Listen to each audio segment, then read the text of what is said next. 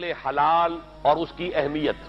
حضور نے آخری مثال دی ہے کہ ایک شخص سفر کر کے طویل، اگرچہ لفظ حج کا نہیں ہے لیکن یہ حج ہی کا نقشہ ہے، اس کے کپڑے بھی غبار آلود ہیں، اس کے بالوں میں بھی مٹی پڑی ہوئی ہے، یمد یدہ الی السماء، اب وہ اپنے ہاتھ آسمان کی طرف اٹھا رہا ہے۔ یوں تصور میں دیکھیے کہ جبل الرحمت پہ کھڑا ہے، عین عرفات کے میدان میں، ہاتھ اٹھائے ہوئے ہیں، 2 گھنٹے سے ہاتھ اٹھائے ہوئے ہیں، اے اللہ یا رب، اے میرے پروردگار، اے میرے پروردگار۔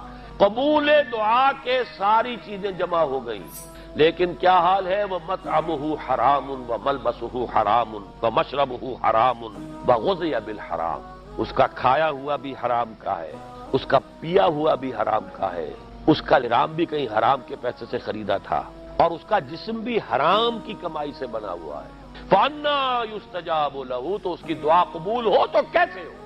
اس لیے کہ یہ دعا وہ دعا ہے ہی نہیں، وہ دعا اذا سالک عبادی انی فانی قریب، وہ تو عقل حلال کے بعد حاصل ہوتی ہے۔ روح بیدار ہوتی ہے تو عقل حلال سے ہوگی، عقل حرام سے نہیں۔